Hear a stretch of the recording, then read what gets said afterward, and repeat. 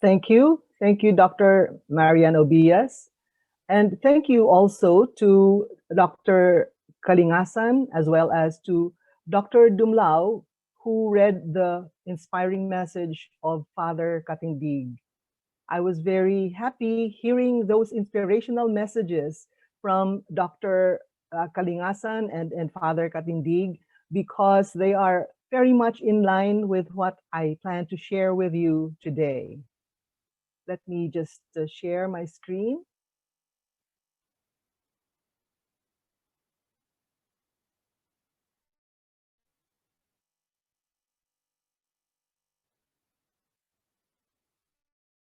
Sorry.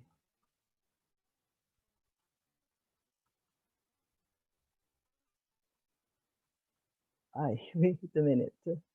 Uh, stop share.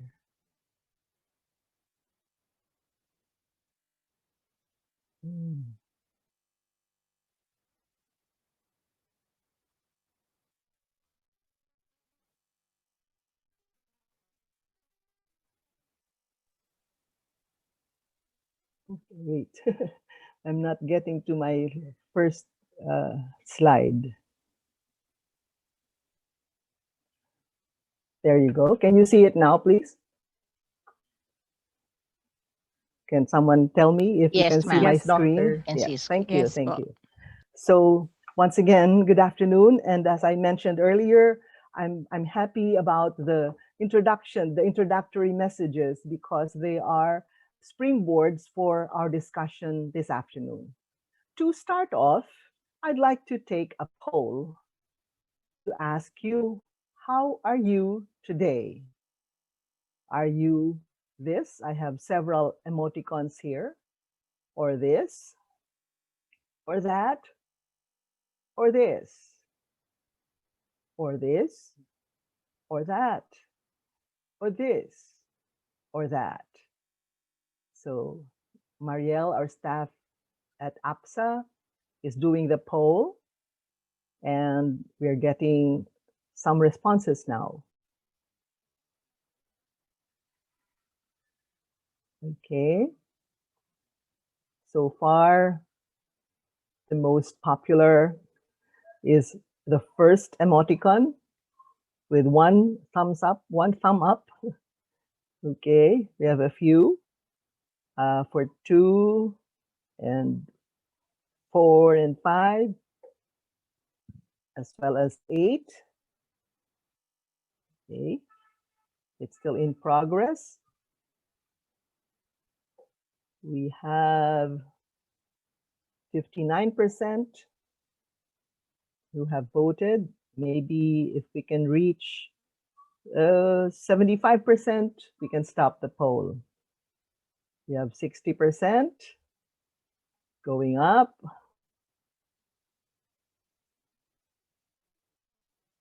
62% is still in progress.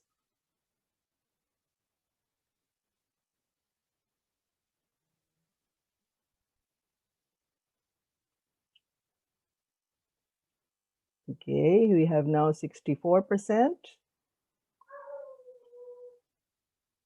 The others might have difficulty getting into the poll. All right. I guess even if we have not reached 75%, we can end the polling now, Marielle. Thank you very much. So it seems to show that majority of our participants right now have one thumb up. There are a few who feel like number 2, ano ito? So, you know, has at something that's what's happening, and then the other emotions have not garnered enough polls, except perhaps number 6, 2 thumbs up. So it's either 1 thumb up or 2 thumbs up. So thank you for sharing how you are right now. Let me move on. Thank you, Marielle. So whatever you're feeling right now, just accept it. Whether you're happy or sad or angry or unsure or confused, just accept it. Do not judge whether your feeling is right or wrong, whether you are normal or abnormal. As it happens now, especially during the pandemic, it's okay to not be okay.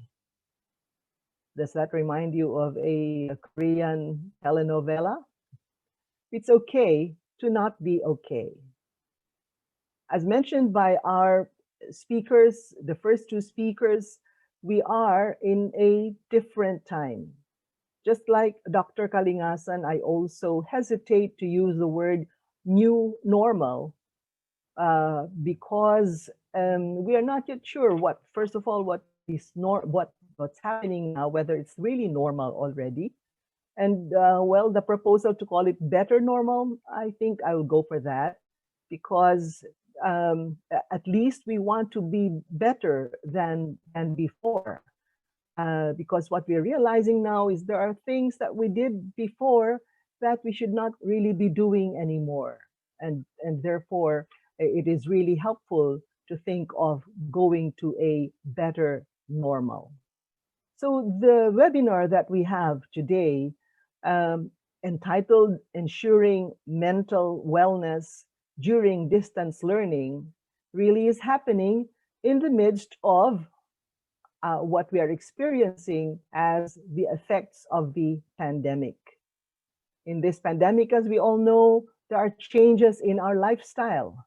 Many of us are working remotely, and we're not able to hold parties anymore as much as we did before. So most of our parties are virtual. We don't go out with friends as often, and many of us are still staying home, some more often than others. And we have the protocols that are in place still, that we continue washing our hands, disinfecting, and also having physical distancing. Let me just fix my view here. All right. And because of this physical distancing, as we all know, we don't have face-to-face classes, both in elementary or basic education and in higher education. Although very slowly, limited face-to-face classes in MGCQ areas are being allowed. So this is something that we are not used to.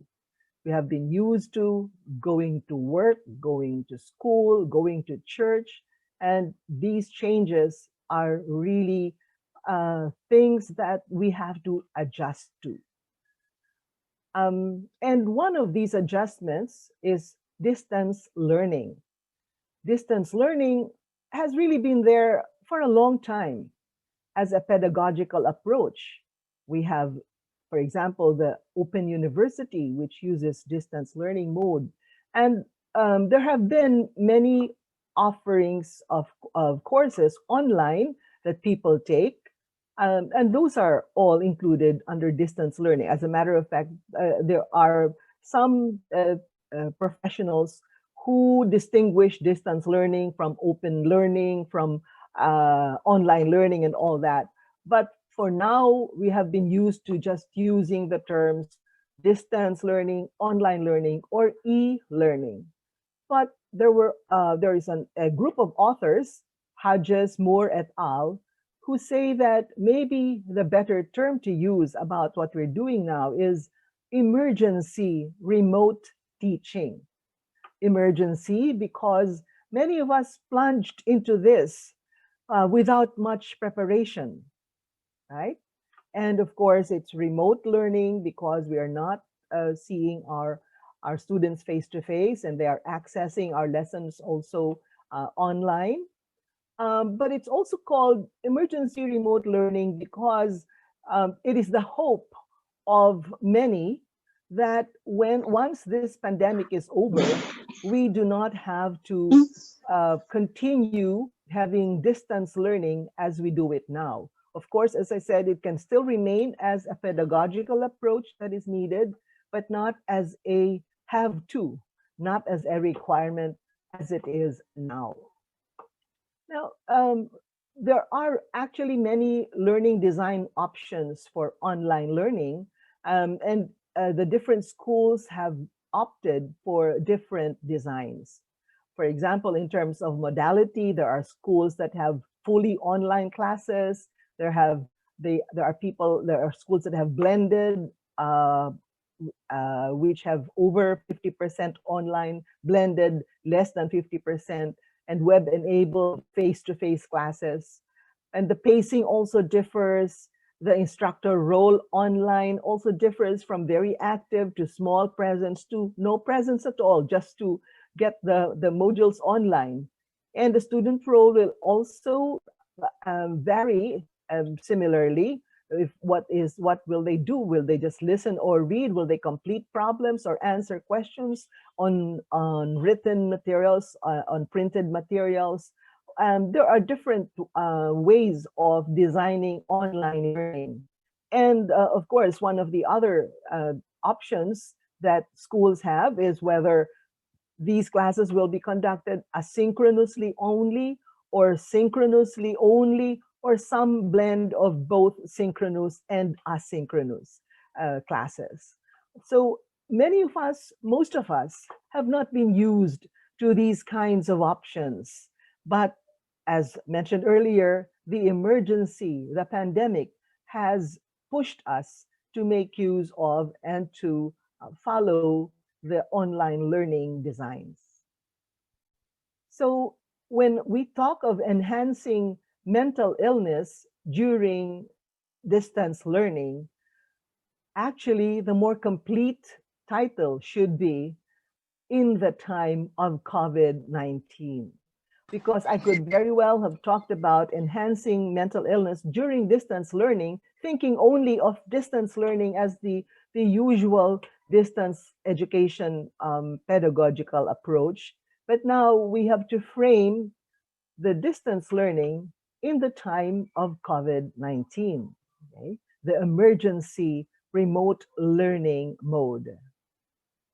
So for this, I would like to find out what are the particular challenges that you are facing, whether as teacher, as guidance counselor, or an administrator. Please go to the Menti, www.menti.com, and use the code 73 86 99 and 3. Okay, when you go there, you will find this question: what distance learning challenges are you facing as a teacher, guidance counselor, administrator during this pandemic? Okay, so let me just share the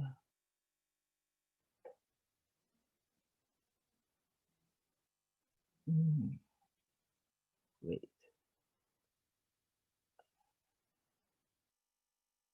Something has changed here. Let me just hold on.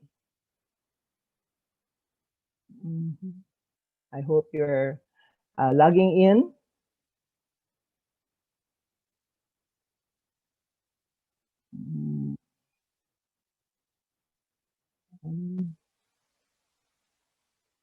View.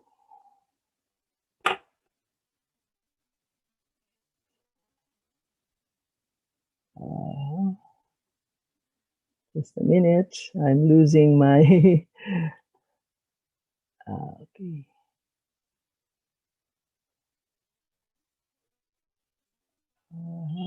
One of the challenges for me is technology. I am trying to go to my, let me just stop sharing first. Okay.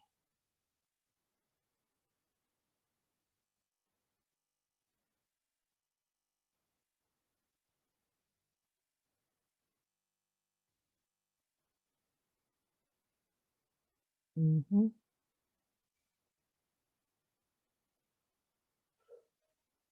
Okay. Let's see. I will share my screen now. And there. Okay. Can you see it? All right. Okay. I hope you're seeing my screen now. We have the responses of the people who logged in to menti.com.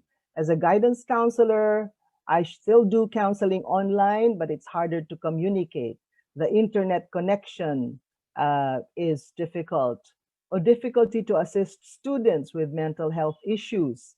Internet stability, learners' focus, and the interactiveness during class, the screen time, the internet, learning online teaching, working beyond the office hours, yes.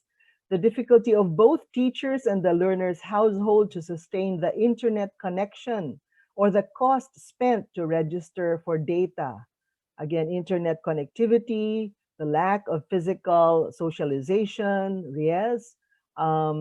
Depicting and approaching the students who might need more academic attention, determining the physical manifestations of stress and struggles of students, technology again, balancing time, having a hard time. The implementation and conduct of the usual face-to-face activities is such a challenge, like symposium. All right, how do you conduct symposiums now? They're all in this form, webinar. Okay. What else? Mostly it's poor internet connectivity. Working beyond office hours, yes. Screen fatigue, right? Establishing rapport with the students during counseling, yes, it's indeed difficult. Sometimes they tend to just turn off their camera, yes. Kids are having hard time coping with daily tasks due to slow internet connection. Some of our colleagues send email beyond working hours, yes. How to reach students without internet connection, right? All right, so there are so many challenges that we are all experiencing, whether as teacher, as counselor. There's also being hard to communicate with the client using the internet. All internet connection problems, especially because we are in the third world, right? Okay, so thank you for sharing your answers to the question of what challenges are you facing during this pandemic because of the online learning or distance learning. So I will stop the sharing for now, but these are all recorded, and later on we can have a copy of the answers. Let me stop sharing this so I can go to my slideshow. Okay, where is my slideshow? Right there. Okay.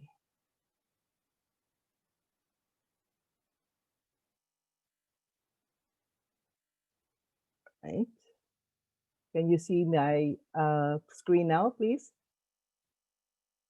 Can you see my screen? Hello? Yes, Dr. Rose. Yes. All right, thank Yes, you. yes. All right, so I'd like to kind of classify some of the challenges that you wrote, and which happen to be also what I think are the challenges of online teaching. So one is isolation, okay? You feel isolated because if you're working from home, well, and everyone, even if others are home also, but they are busy with their own online work, whether also studying or working from the doing office work. So you are isolated, you're out of contact physically with your friends and colleagues. And as mentioned by some of you in your answers, the lack of motivation of online learners. And then for most of you, it's really technical difficulties, as well as the time-consuming tasks, especially for teachers. So if you are handling let's say 8 courses. That means not just 24 hours for a 3-unit course in college, but a lot more, because you have to prepare the modules, you have to check the submitted requirements, and to go online at all hours of the day practically, because our students themselves also have internet connection problems, and they may not be available during the time that we're having synchronous classes. So those are some of the challenges of online teaching. Now, for school administrators, they have those challenges and more, such as there is the lack of historic precedent.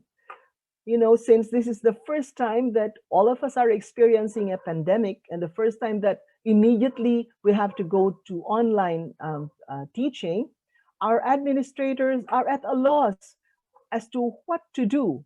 They have no historic precedent to look back to, because everything is emergency. Everything is adjustment, all right? So that is a difficulty, that is a challenge. Then, of course, the lack of lead time. As we say, emergency. When the lockdown started in March, some of the basic education schools were just we're just getting ready to close the school year, but others were not quite ready yet. And for the college, there were some that were ready to end if they were in the semestral system, but those who started the semester later, not in the usual October or November, were still expecting to go on. In my school at the Divine Word College, in fact, we were just about to have our midterm exams. So there was a lack of lead time to really prepare for online classes. And of course, as principals or as deans, as vice presidents or presidents, you are the ones who, in the end, have to absorb all the concerns of the students, all the concerns of the parents, as well as, of course, the concerns of the faculty. And on top of all these, while wanting to continue education for our students, we have to have the concern of quality assurance. We have to make sure that the online teaching and learning that is happening is according to standards. So these are among the many challenges of school administrators for distance education during the time of the pandemic. And what about our counselors? As mentioned by some of them, one of the challenges is confidentiality limits, because if you do telecounseling, there are certain constraints that you have to be faced with depending on the platform that you're using. Or you're not sure whether, if you're talking to your client, whether he himself or she herself is in a place where she or he can feel comfortable sharing with you, in the same manner that you as a counselor should be in a place where no one else will be listening in to your conversation with your client. There's also the difficulties of online testing, right? So those of you in the guidance offices that still want to provide the testing services would probably have difficulty if you don't have access to online testing platforms, right? How do you continue giving admission tests in the first place, or personality tests, or any of those psychological tests that you give as part of your guidance program?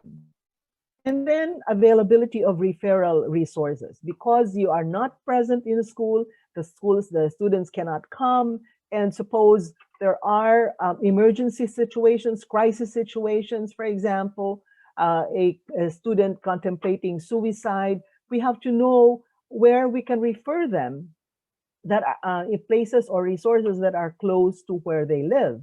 And that is another challenge. And of course, just like for the teachers and the students and the administrators, we have the technical problems. You're in the midst of a counseling session and all of a sudden there is no more internet connectivity, either because of your own Wi-Fi connection or because there is brownout. All right. So those are some of our challenges. Given these challenges, especially if we have many roles to play, we have even more challenges to determine. I mean, to face. In other words, you are not just a teacher, but you're also a parent. You're also a wife, or you're also a father, or you're also a mother. You're also a sibling. That those are other multiple roles that you play. You're not just a school administrator, you're also probably an officer of a parish council or an officer of an organization. So most of us have multiple roles to play, and those give us more challenges for distance learning. Let me show you this cartoon that I saw recently. This is schooling at my house.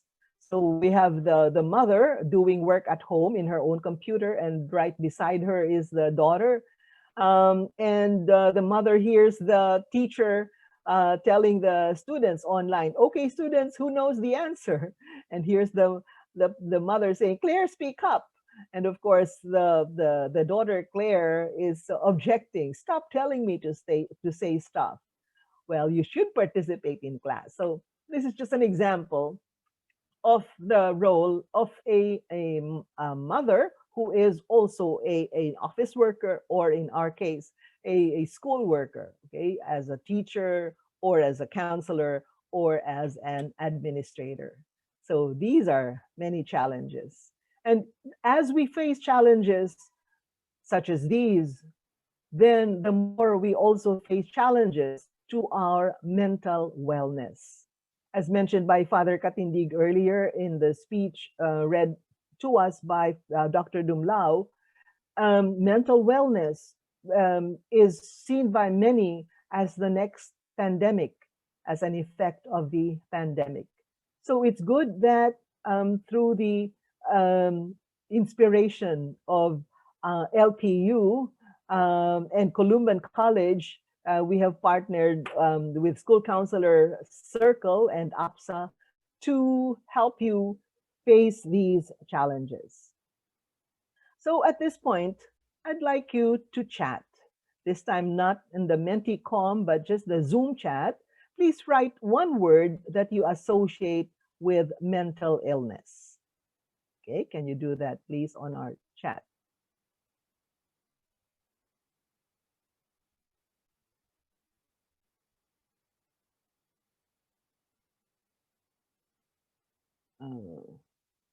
Am I able to see that, Marielle, or are you going to show it?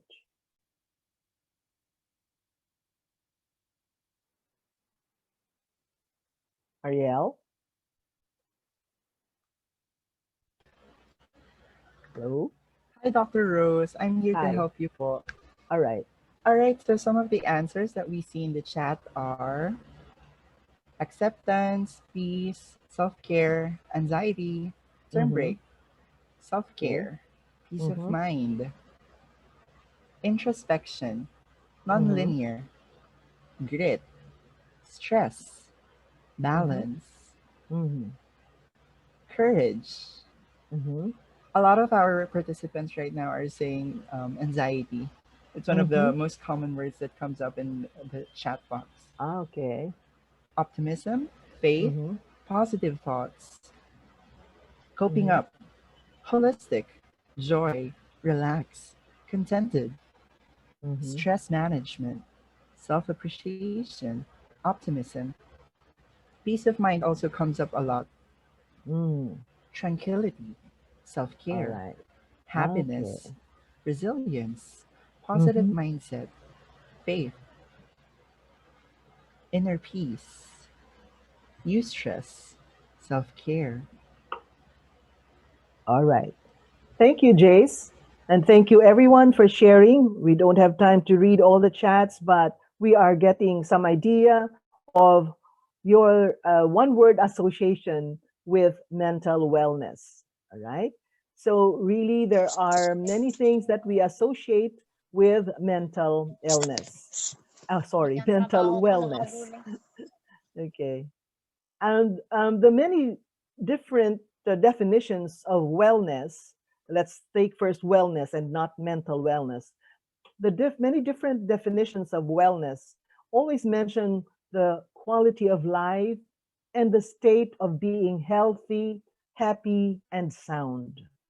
On the other hand, since many of you also mentioned wellness equivalent to health, health um, also the definitions of wellness refer to quality of life and the sense of well-being. And they say that health is not just freedom from illness and disease or freedom from the debilitating condition, but rather referring to the quality of life and the sense of well-being. In other words, when we talk of wellness or well-being, we're also talking about health and vice versa. And therefore, when we talk about mental wellness, we're also talking about mental health. The World Health Organization defines mental health as a state of well-being in which the individual realizes his or her own abilities, can cope with the normal stresses of life, can work productively, and is able to make a contribution to his or her community. In our own country, in 2018, RA 11036, or the Mental Health Law, was enacted, and the definition of mental health there is very much aligned with that of WHO. It says mental health is a state of well-being in which the individual realizes one's own abilities and potentials. So they just added the word potentials, can adequately cope with the normal stresses of life, works productively and fruitfully, so exactly the same as World Health Organization, and is able to make a positive contribution to the community. But what the mental health law adds is this: displays resilience in the face of extreme life events. I guess this is so because we are in the Philippines, and as we are visited, especially here in Bicol region, we are visited a lot by typhoons, and we have Mayon volcano erupting every so often. And so we are very much known for being resilient, like a bamboo. And I guess that's one reason why the mental health law of the Philippines adds this particular characteristic of mental health, displaying resilience in the face of extreme life events. And our resilience in this particular pandemic condition is, of course, a test of whether indeed we can display resilience, we can display mental health. Again, we are talking about mental wellness during distance learning in the time of COVID-19. So for this purpose, I'm going to share with you a framework that shows 8 mental wellness dimensions: social, physical, emotional, occupational, spiritual, intellectual, environmental, and financial. I will talk about each of these dimensions, and for each dimension, I will give a definition. I'll give the effects during this pandemic and what can be done. So what is the social dimension? It refers to the emotional connections and healing interactions with others. It's being part of a greater community. It's having the idea of, excuse me, we're all in this together. Now, in this pandemic and during our challenges. And the challenges to the social dimension are the physical distancing can make you feel isolated, alone, and disconnected. I also mentioned that as one of the challenges of distance learning. And not having regular face-to-face meetings, going out with friends, and missing out on visits with family can make you feel disconnected and alone. It is said that even if we have social media, even if we're on Facebook or email and or even text messages, these are not enough to really compensate for what we used to have in terms of face-to-face meetings. So that it is also recommended that instead of just texting or just sending messages on Messenger or answering or reacting to Facebook posts, we have to call one another. It's good that we have free, video calls available, and that can really help because at least we are able to see one another, even if only virtually. So what to do is to maintain meaningful interactions with your social supports while practicing physical distancing. Even at home, even with the people at home, especially when we had the strict lockdown conditions. We were with the same people at home 24/7. But there were occasions when, in some homes, even if they were in the same home 24/7, they were not really interacting with one another. Or they were interacting too much because of very small space, confined space. And such interaction in very confined space can again be distressing. And therefore, we have to have meaningful interactions while practicing physical distancing. And as I said, use technology, video calls, texts, emails, and social media. Of course, now that they're slowly relaxing the conditions for going out and so on, there are better chances for us to have face-to-face interactions, but still, we have to be very careful. So that's the first dimension of mental wellness, the social one. The next is the physical dimension. This refers to taking care of our body, engaging in physical activity, nutrition, sleep, increased awareness of physiological signs of stress, and of course, health and safety. What are the challenges of in the pandemic, in the physical dimension? We have limited movement. And because we have to have distance learning, for many of us, we have to be seated almost all day long, and that is not good for our body. That is, if we are seated all day long, that's not good for us. And there's difficulty to create a new routine of physical activity at home if we are working from home or studying from home.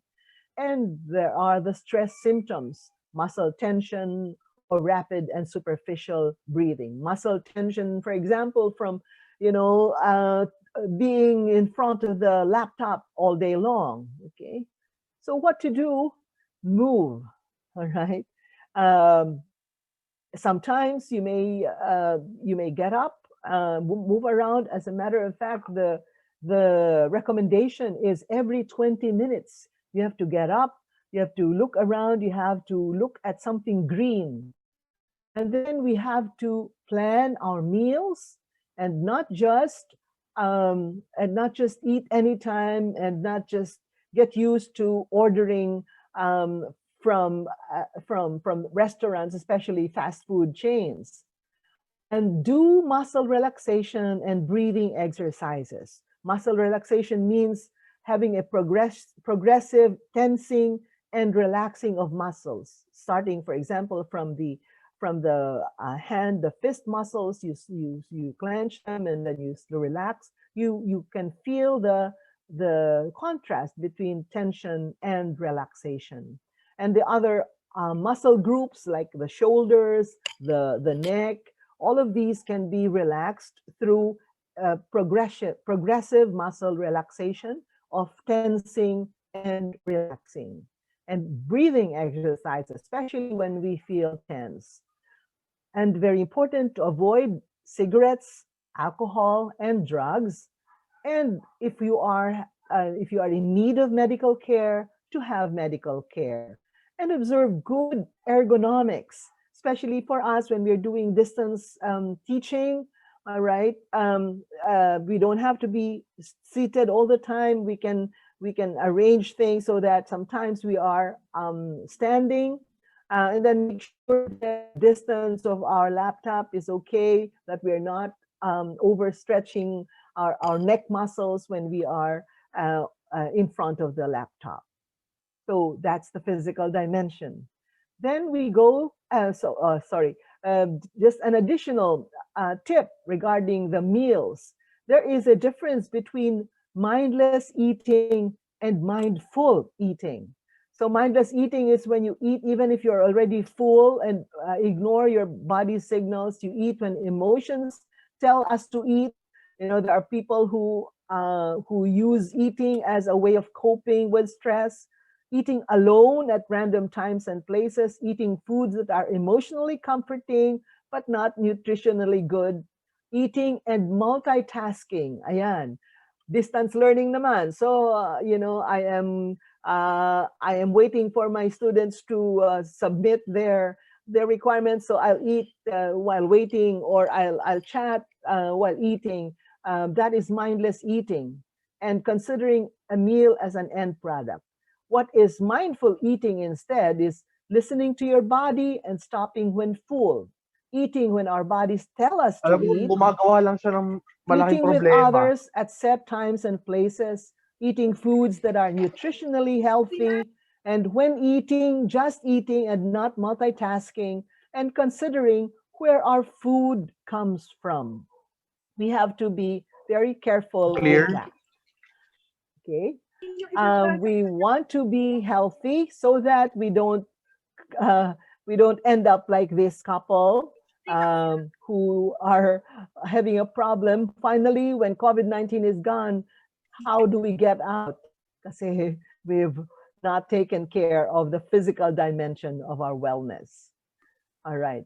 So the next aspect of mental wellness is emotional, referring to our feelings and emotional reactions, and we validate this, the reactions to different situations, coping with stressors and difficult circumstances, and resilience in times of uncertainty. What are the challenges that we're facing? We're feeling fearful. We don't know what will happen next.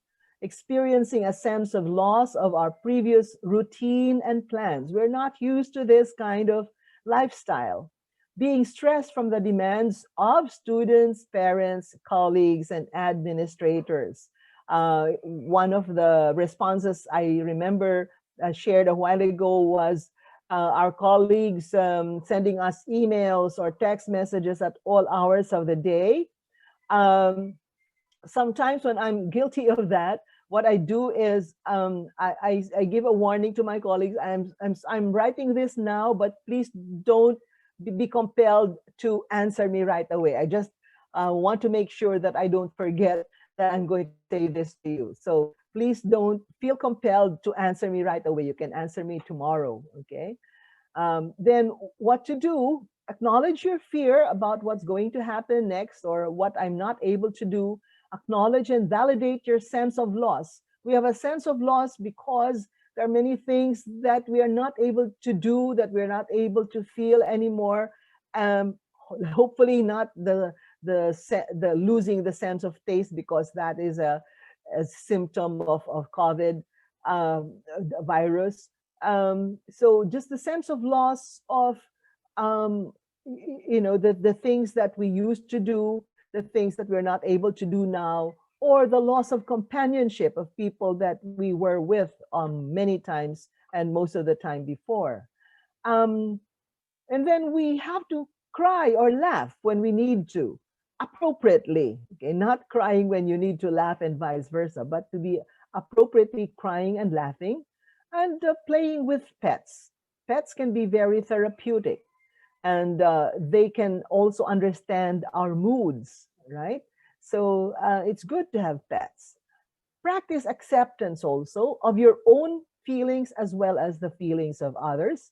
And please take a break from the news, especially be aware of what might be fake news that might give you unusual or uncalled for anxieties.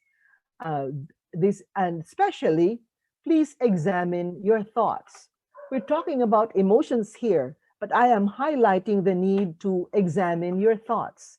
And it's because of this. Epictetus, a philosopher in Greece, said, people are disturbed not by things, but by the view they take of things. I'll repeat, people are disturbed not by things, but by the view they take of things. Our counselors in our audience, I'm sure, are reminded of rational emotive therapy or cognitive behavior therapy, because this quote from Epictetus helps us to understand this cycle. We have a situation about which we have some thoughts, and our thoughts lead to feelings, and these feelings lead to behavior, and these behavior affect the situation that we were with in the first place. So based on this cycle, it is not the situation that arouses our feelings, but rather it is the thoughts that spur our feelings. Let me give an example. So our situation now is that online classes are required. That is the situation. Now, many of us might feel, I don't like this. This is not what I want. Okay, but it is not the situation that causes that feeling. Rather, it is this thought, for example, that these online classes are going to be a disaster. All right? When you have that kind of thought, the most likely feeling that you have is anger or anxiety. Bakit naman kami nire-require ng ganito? All right? Why is that so? So the anxiety is really coming from the thoughts rather than from the situation. And when you are angry or anxious, then there will be an effect on your behavior. Then you will have tense muscles. Then you will rant on FB. Then you will vent out your anger on your wife or your husband or your child or your students. All right, so that will be the effect of feelings and that are aroused by that are springing actually from our thoughts. So instead of this, in order to maintain our emotional balance, we can change our thoughts. So for example, we still have the same situation. Instead of thinking that the online classes will be a disaster, we can say, online classes are challenging, but these are necessary at this time, and I'll do my best. In other words, we have to accept that it is what has to be done. And if we think that way, our feeling will also be, we will be calm, we will be more confident. And when we are calm, then we can think of ways to address the challenge, such as, for example, joining webinars on online instruction. Or when we feel anxious, joining webinars like this on mental health. Okay, so this is an illustration of why we need to examine our thoughts when we feel something, because it is these thoughts that bring about our feelings and not the situations, that are bringing about our feelings. All right. So when we have a situation, our perspective really matters. If you have a situation, you could ask, why me? Okay, and you have a feeling that comes along with it. Or you ask, why not me? No, you're envious of someone. Or you can say, me? Why not? Okay, I'll do it. So our different perspectives will lead to different feelings and different behaviors. Let's move on to occupational wellness. which means feeling good about the work you do, having a work-leisure balance, positive relationships with colleagues, managing workplace-related stress, and whether your career option suits, stimulates, and inspires you. The challenges here would be unclear impact on our short-term and long-term future, or some aspects of our next steps are out of our control. It was mentioned by Dr. Kalingasan that many teachers lost their jobs, many schools had to close. We don't know the possibilities or what will happen because of this pandemic.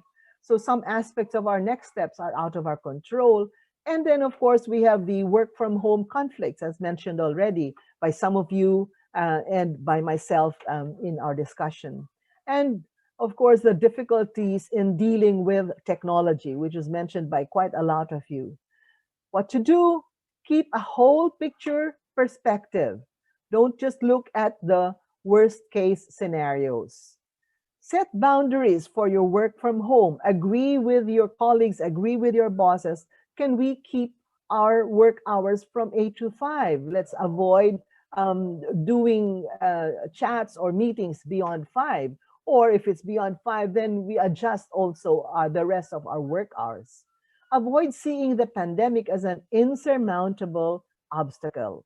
Let us have hope and continue to reach out to your work colleagues via Zoom, via Google Meet, or any other means if you are not able to have face-to-face meetings.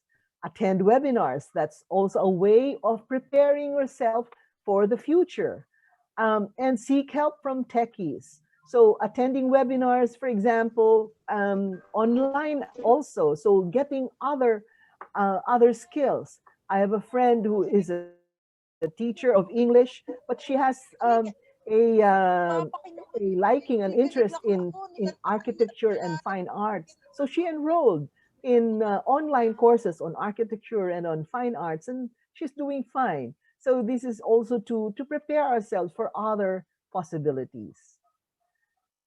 Spiritual is the next dimension, which refers to a sense of purpose, living a life based on values, which is the main compass for your decisions and choices. And it means having a personal relationship with a supreme being.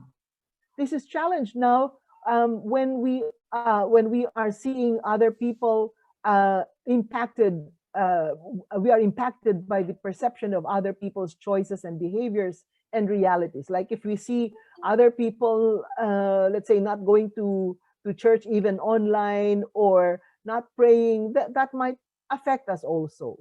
Or it may be challenging to reconnect with our own sense of purpose, considering the changes in this pandemic. There might be people who begin to question, why is God allowing this pandemic to happen, to continue for so long? So it might be a challenge. And also, if we are online 24/7, well, then we probably lack time for personal prayer, reflection, and meditation. So what to do? Do mindfulness exercises and meditation. Perhaps your own guidance counselors can sponsor their own mindfulness seminars. Breathing exercises, especially slow breathing when you're anxious. Prayer, of course, self-compassion, as well as compassion for others, and having a spiritual mentor, even if it has to be done also virtually. Okay. Next is, okay, I'll skip that. That was just okay, let me go back to it so you can see it. And I'll also have a drink. Excuse me.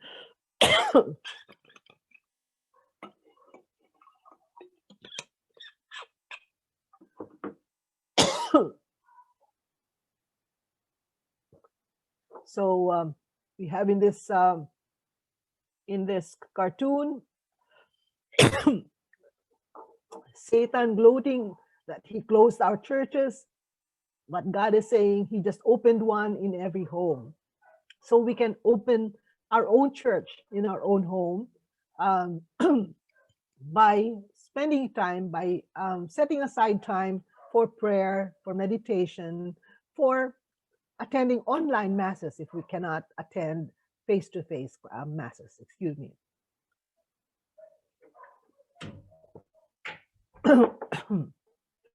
Okay, let's continue. With the intellectual dimension, the ability to engage in creative and critical thinking, how much you value learning and intellectual curiosity, and also staying informed. The challenges are difficulties concentrating. Okay, you probably experience that sometimes. Increased procrastination, loss of interest in work, difficulty in working from home, and stagnating. Not able to read books anymore, but just all the time holding your cell phone and being on Facebook most of the time. Those are the challenges. What to do? Create a soothing workstation at home. Stay informed by reading news from reliable sources and engage in intellectual group chats with your colleagues or your friends, and not spend all the time with Netflix. And read. Let's not forget to read not just messages, but rather books and articles. Oh, even if it's done online, as long as we read to improve and enhance our intellectual wellness. Next is the environmental wellness, which refers to comprehensive understanding of the environment, maintaining a way of life that maximizes harmony with the earth and minimizes harm to the environment. What might affect us here is our fears, our worry about the whole community, and our fear of environmental threats. What to do is to get the facts about what is going on and the impact of COVID-19 in our larger community. Early on, it was very nice when the quarantine was just starting and there were not much vehicles outside. It was very nice to see just stars in the sky, especially here in the province. Go outside and connect with nature. Observe good practices to save the environment. And as the fad now goes, be a plantita or a plantito, because that will help you have a good environmental well-being or health. And let's be careful. We are warned that these face masks that you are using now could save us, but it could suffocate Mother Earth who loves you. It depends on how we dispose of our face masks, for example. Are we just throwing them away? That also is not good for our environmental mental wellness. And finally, financial, which refers to our current financial situation and resources, the ability to navigate through difficult times, and ability to manage expenses. We all know that economy is bad nowadays, so the effect is everywhere, and we don't know the effects that in our current or future job. There are upcoming bills, and we worry about not just our own and our family's financial situations, but also those of our friends who, for example, are under a no work, no pay condition. So do problem solving out with a supportive person if you are having financial difficulties. Explore how you can help others too. Solidarity is has its own healing power. And explore sources of funding assistance. So be proactive. So alam natin ngayon ang problema, hindi lang quarantine, kwarta rin. So we have to face the fact that finances affect our mental health. So my dear colleagues, it is important at this time when we're doing distance learning during the time of COVID to have self-care, looking at these 8 dimensions. Now you might say those are too many dimensions to think of. I cannot do all of them. So you can start with one. Find out where you have more difficulties and start there, or start where you think is your core. For example, for me, I would start in my spiritual dimension and work things out from there, because I think once my spiritual dimension is fine, it will be easier for me to deal with the other aspects of wellness, of my mental wellness. Okay. Let's remember, though, that wellness is a continuum from illness to wellness, with health right there in the middle. And I have here the quotation. We usually say, have a nice day. When we say have a nice day, the one who is listening to us is passive, right? That seems to be also the idea for health. It's just passive. We are not ill, then we're healthy. But wellness is a different thing. It is more proactive. You say, make it a nice day. So you tell yourself that it is you who will make it a nice day. That means also wellness is in your hands. You have to be proactive. So in this continuum, for the different dimensions, your the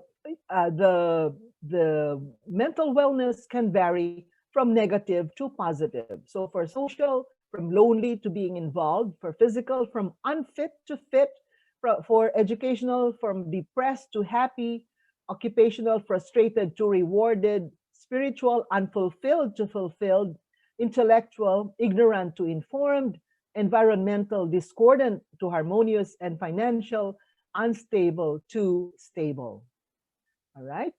So at this point, I'd like you to go back to Mentimeter with a code 7386993, and you will find there the question: rank the following mental health dimensions according to your level of wellness, where rank 1 is where you have the highest level of wellness. Okay, let me share that. Okay.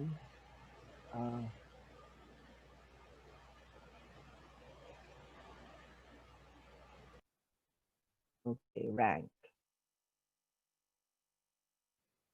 Okay, let's see now. I hope you are logging in, and we will see soon enough what your answers are.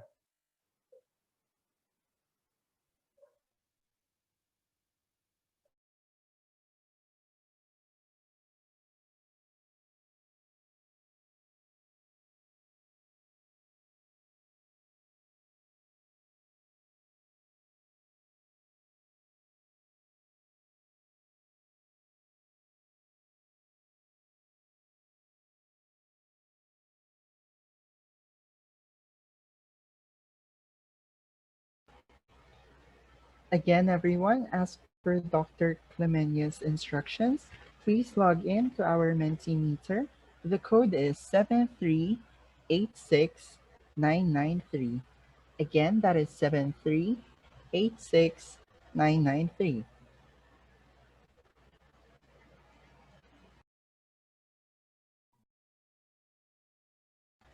Please be reminded to keep your microphones on mute while we are listening to Dr. Clemeña. And please complete Dr. Clemeña's activity.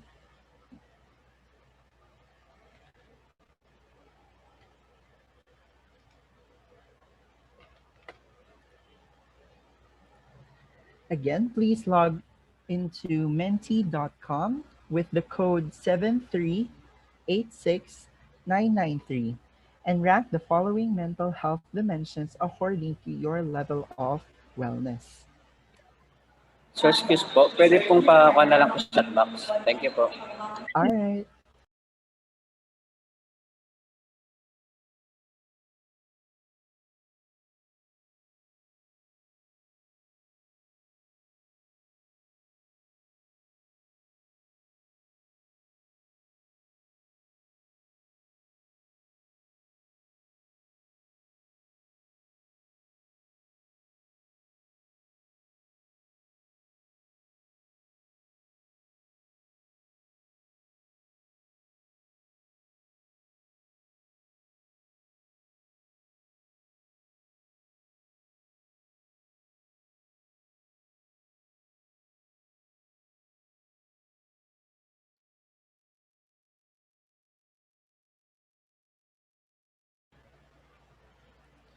Again, please log on to www.menti.com and use the code 7386993. We will be viewing your answers later on. Please be reminded to keep your microphones on mute at all times and your cameras closed. Please also refrain from scribbling on our screen as it may cause distraction for other participants. Again, please log on to www.menti.com and use the code 7386993.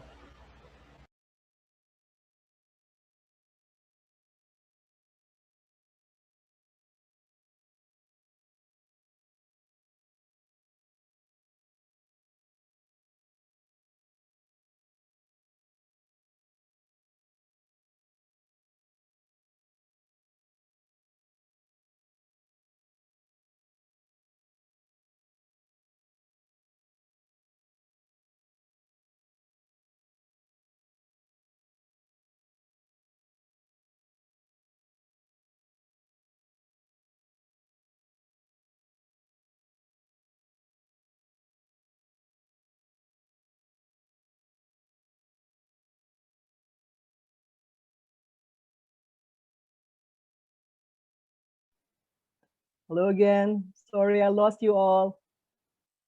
Hello?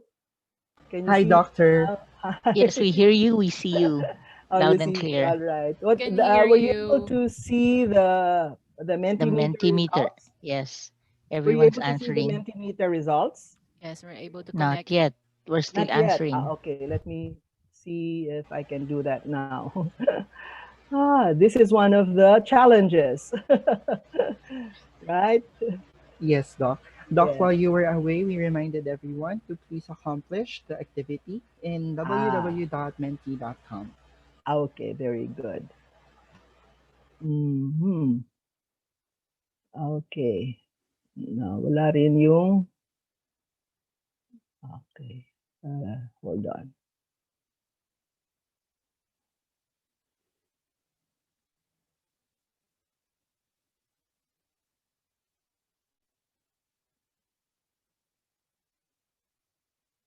Again, just a reminder for everyone, please accomplish the activity in www.mentimeter.com. Use the code 7386993. We will be viewing your answers in a little while. Yeah.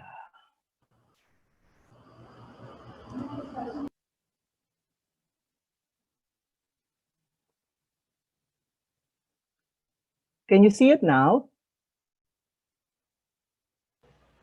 Not yet, Doc. Not yet, Not yet. Doctor. Oh.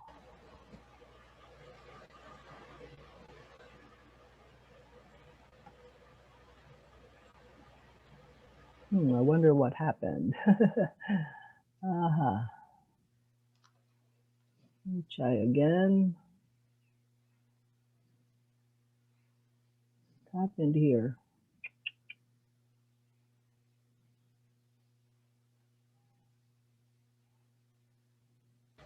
Again, everyone, as we are fixing our technical difficulties, please accomplish the activity in www.menti.com. Use the code 7386993. All right, Doc, we can see na po your screen. Okay, at last, thank you. So this is the result. Spiritual is number one dimension where everyone, most of our participants are saying that they have a high level of wellness. In rank order, spiritual, emotional, social, physical, intellectual, occupational, environmental, and financial. Naglalaban pa rin yung physical and social. And then emotional is right next up there to spiritual. So thank you for letting us know how well you are in each of these dimensions and what are the areas where you need to work on some more. Okay, So let me go back to my PowerPoint presentation.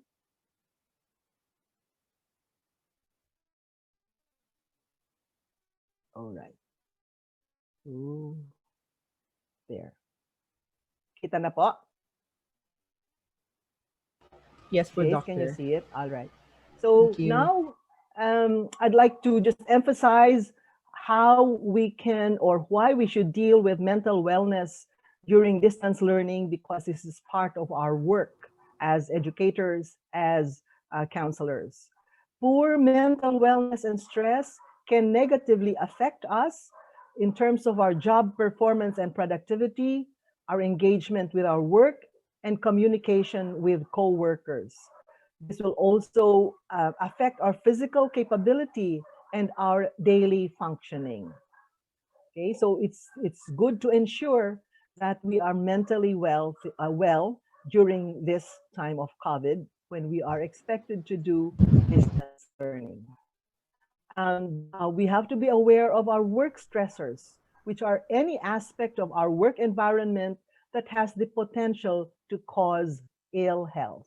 This is not a stress management webinar, so I'm not going to dwell much on this, but it is enough for us to be aware that our mental wellness is affected by work stress. And therefore, we have to know also what are the symptoms or the signs of stress reactions. For instance, when we have, for physical stress signs, these are headaches, teeth grinding, insomnia, irritability, anger, muscle tension, gastric disturbance, high blood pressure, and rapid heartbeat. For the cognitive stress signs, we have exhaustion, negative rumination or thinking, inability to focus on a task, reduced libido, reduction in joy, mental fatigue, feelings of futility, and devaluing of co-workers. We have to be aware of these signs so that we can do something about it before our stress leads to burnout. And what is burnout? Burnout also has some signs, physical and emotional signs, such as chronic fatigue, insomnia, impaired concentration, reduced attention span, increased illness, loss of appetite, anxiety, and depression. And then there is cynicism and detachment. You don't enjoy things anymore. You're pessimistic. You are isolated and detached from people and things around you. And you have a sense of a lack of accomplishment, apathy or hopelessness, irritability because you're not able to do something, lack of productivity, and poor performance. So those are the signs of burnout that could happen if you don't attend immediately or effectively with your work stressors. And in general, what I am advocating now is to address our stressors, we have to use positive psychology, which is the scientific study of the strengths that enable individuals and communities to thrive. This was founded by Seligman and his colleague, and this has gained popularity over the years.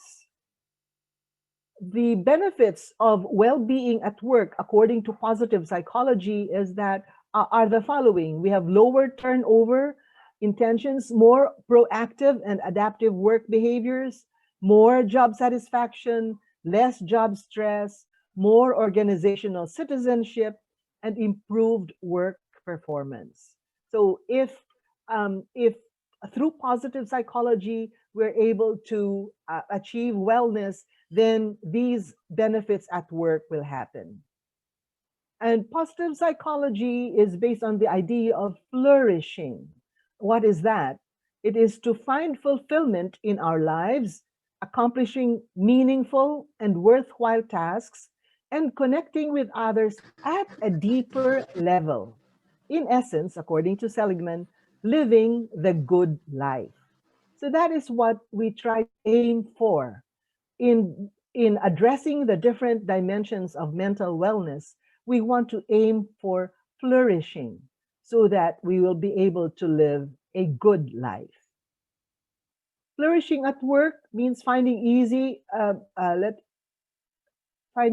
ways to incorporate positive psychology into your work and management practices, and then also to intentionally build an organizational culture that promotes flourishing. So this especially directed toward our administrators here, to find easy ways to incorporate positive psychology into the work practice and to intentionally build an organizational culture that promotes flourishing. And how do you promote flourishing? The positive psychologists have this acronym, PERMA. Actually, that was original, PERMA, but there have been other permeations of PERMA after that.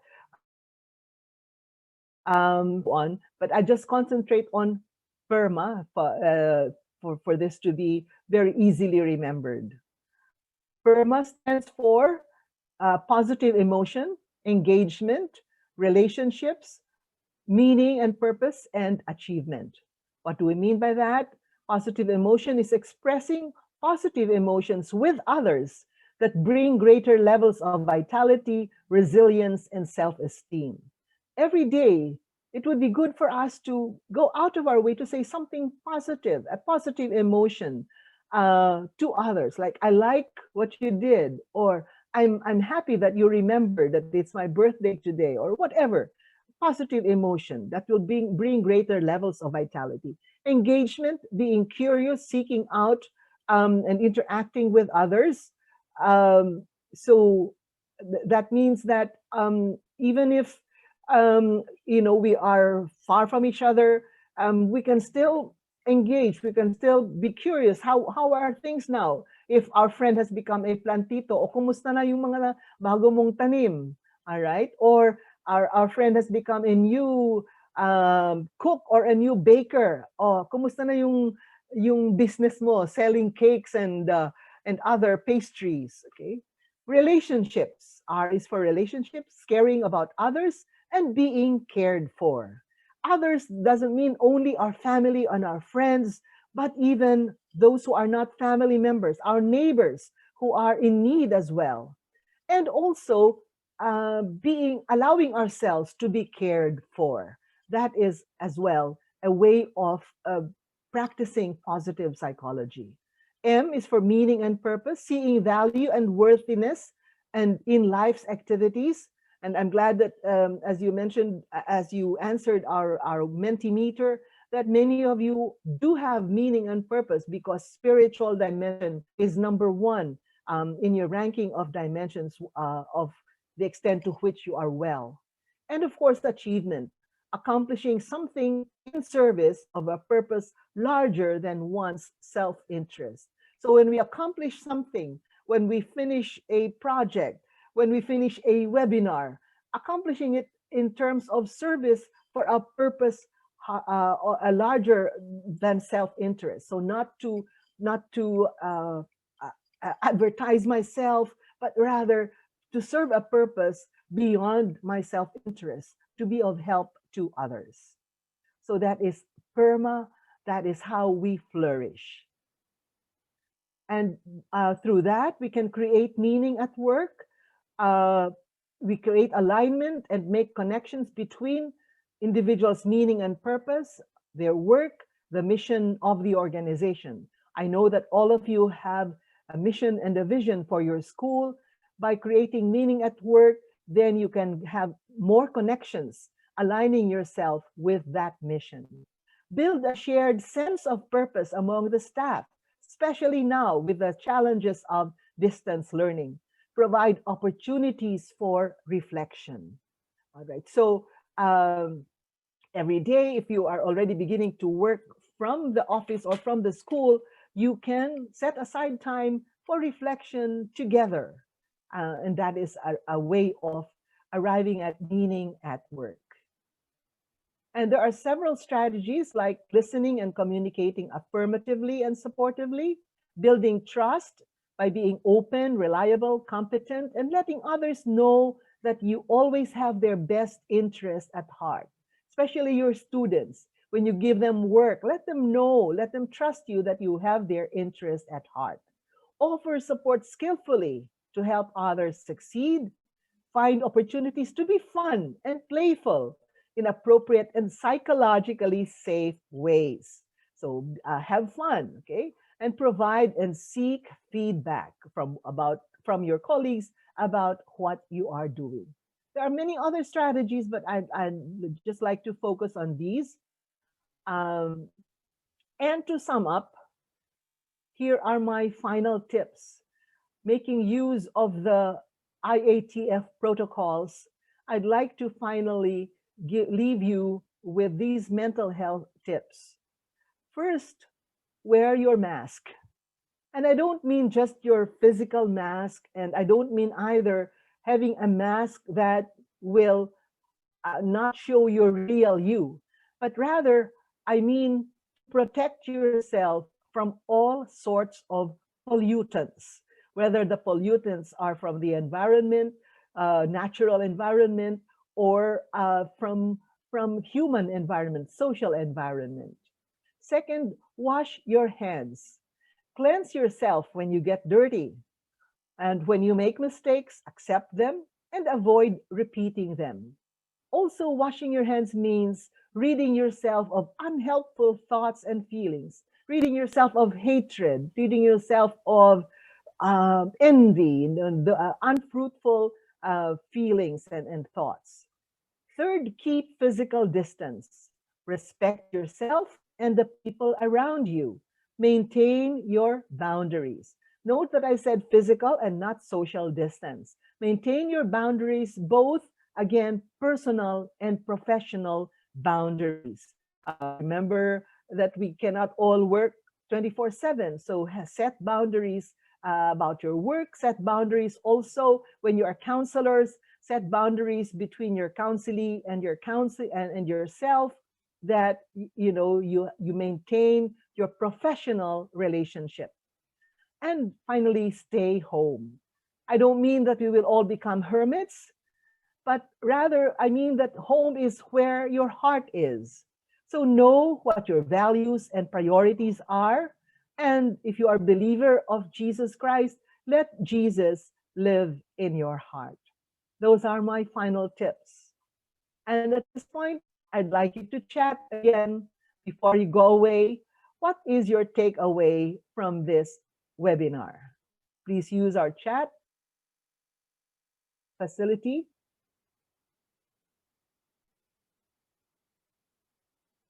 Okay, what is your takeaway from this seminar? All right, there's one, maintain your boundaries. What are your takeaways? What are, or is at least one thing that you will apply when you leave this webinar? Stay and be healthy in order to help more. Balance, yes. Create healthy boundaries. Be mentally healthy. Provide a positive environment. Be optimistic, yes. Be kind to yourself, right? Be compassionate to yourself. It's our guideposts, okay? Be happy and healthy, be positive. Use the PERMA model, yes. Be positive, be happy, be resilient, okay? And what else?